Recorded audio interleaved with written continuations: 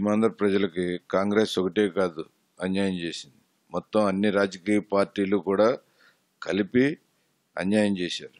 కానీ ఇవాళ మా నాయకులు ముందల ప్రచారానికి వచ్చి కాంగ్రెస్ పార్టీ వీళ్ళు ఇక్కడ నాయకులు అందరూ ధర్నాలు, ఉద్యోగస్తులు రోడ్ల మీదకి వచ్చినప్పుడు, రైతులు రోడ్ల మీదకి వచ్చినప్పుడు కాంగ్రెస్ పార్టీ వారు ముందల బయటకు వచ్చి ఇది మనం ఒక్కలమే కాదు చేసింది, మొత్తం అన్ని పార్టీలు చేశారు, ఇవాళ కాకపోతే రేపైనా ఇడిపోతాం తప్పదు, మనకు ఏ ఊరు కావాలా ఈ రాజధాని, మనకి పిల్లలకి భవిష్యత్తు ఎక్కడ చదువుకోవడానికి ఇక్కడ ఏ ఇన్స్టిట్యూట్ పెట్టాలి, పోలవరం ప్రాజెక్ట్ తీసుకొచ్చుకుందాము, లేకపోతే మంచి మెట్రో ప్రాజెక్ట్ తీసుకొచ్చుకుందాము, పెట్రో ఇంజనీరింగ్ కెమికల్ ప్లాంట్లు పెడదాము, ఉద్యోగస్తులకి అవకాశం, ఉద్యోగాలకి ఎక్కువ అవకాశం కల్పిద్దామని చెప్పి మా నాయకులు, కాంగ్రెస్ నాయకులు ఎవరో ఇక్కడ ఎస్టాబ్లిష్ చేసుకుని చెప్పలేకపోయారు.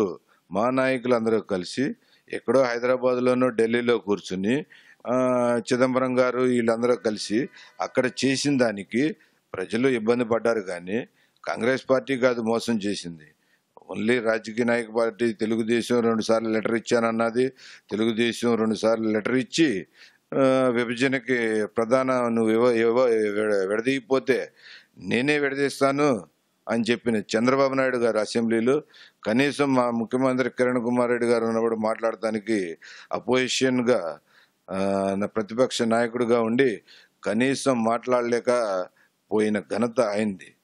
రెండోది, జగన్మోహన్ రెడ్డి గారు నేను సమైక్యం ఇదంటే ఆర్టికల్ 3 ప్రకారం విడదీయమన్నది ఈయనకి తెలిసి తెలియక ఆర్టికల్ 3 అనే అంశం తీసుకొచ్చింది జగన్మోహన్ రెడ్డి గారు.